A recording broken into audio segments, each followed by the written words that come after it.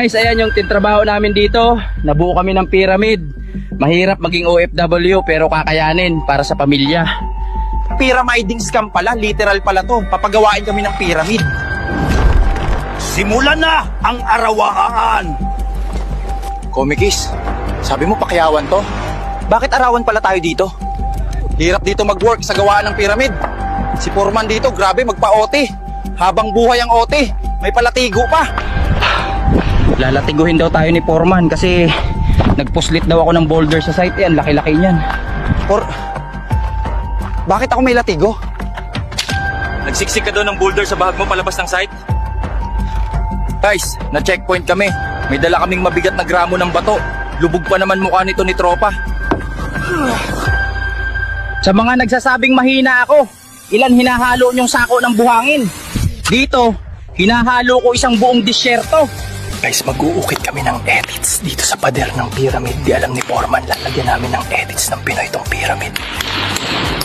Ano cobra namin dito pag pagod na kami? Eto guys, dito kapag pagod ka na, papakagat ka na lang sa cobra para... Maraming Pinoy dito, illegal alien, walang agency. Grabe ka kasi magpa-OT por eh. Nanlalatigo ka pa. Kaya ka tuloy minamalas. O ayan, insekto overload. Guys, tatakas yung mga tropa natin sa gawaan ng pyramid. Ayan, bibiyakin na ang dagat. Try namin sa ibang bansa mag-OFW para sa pamilya natin dyan sa Pinas. Guys, tumatakas kami sa gawaan ng pyramid. Eto, pinabuka na yung dagat. Sumama na ako sa pagtakbo. Puro lang kayo gadget dito. Wawasakin ko tong mga tablet nyo. Guys, mag-uukit kami ng tarob dito sa pader ng pyramid para malito ang mga archaeologists sa future kung ano to. Di nila alam, tarob lang pala. Guys, nakakamiss kumain ng mami sa Pilipinas. Dito sa gawaan ng pyramid, ganito ang mamihan namin.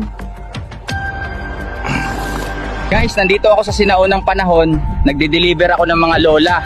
Ang tawag dito, Lola Move! Lola, move po, para kay Paraon. I won't accept. Wrong parcel.